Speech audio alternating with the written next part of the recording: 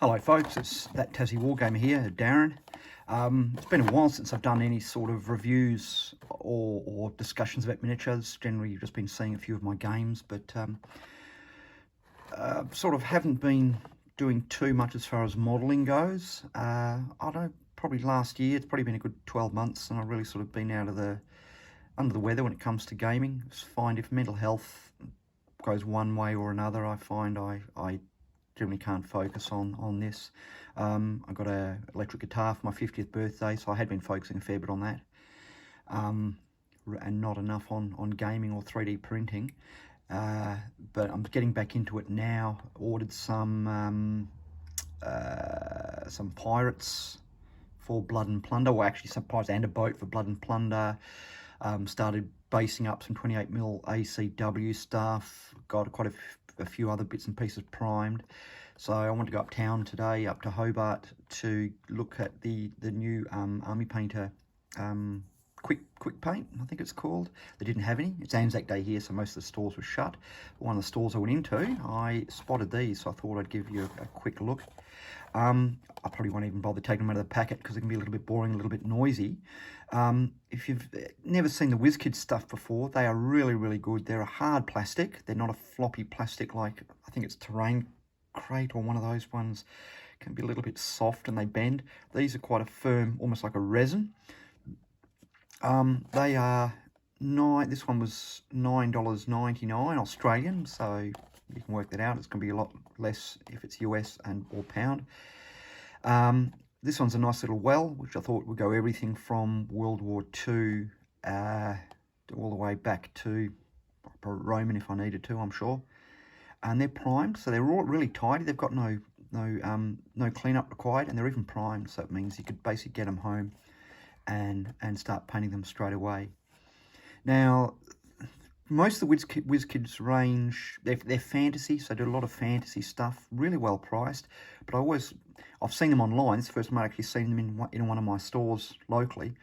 But they do have some stuff that obviously, even though it might be fantasy based, would fit perfectly well into historical. So this is, a well. This one's great. I've obviously got some Western stuff, so this would fit perfectly with Dead Man's Hand, the town, to add a little bit more flavour. It's a horse and the hitch as well, and they're perfectly 28mm. That one there was $9.99 I should say, so $10. And the last one, pack mules. So it looks like they're an identical mould. But great for everything from, I'm just trying to look on there, it doesn't look like, it can be everything from Roman through to Dark Ages, through to medieval, probably even through to Sedan or somewhere like that. We could use as a bit of a wagon train. I've already got a few Dark Age stuff that I can use as a wagon train, so it's always good to add a little bit more. So a couple of pack mules. So for $30, I've got a nice little set. The next time you see these, I'll probably I'll do another video to show them painted up. But yeah, really handy. I like them. WizKids, they paint up really well. They look really good. Got a lot of detail. I've got their fireplace. Their fireplace is good because it's actually got clear plastic. So you paint underneath it and then it looks as if it's sort of lit up. And I've got some wood piles and some tents as well. And they're really handy. So highly recommended. I reckon if you're looking for these on, say, eBay or somewhere else, they might not be in historical. They might actually be under Warhammer or fantasy, whatever. So sometimes it's worthwhile looking outside the genre to see if you can find these. But certainly highly recommended. They're really highly detailed, and they're ready to paint. Anyway, that's all for now. Look, it's Anzac. Last week was Easter, and I had COVID. Today is Anzac Day, and John actually had COVID too, so we're both recovering. We didn't catch it from each other. Next week we'll probably be getting back into 20mm chain of command, but eventually John's already got a Blood and Plunder force. I think he's got French or Spanish maybe. I've got my British on the way. So it's been a long time since we've played Blood and Plunder, so we're looking forward to getting to that. I'd like to try a bit more Dead Man's Hand.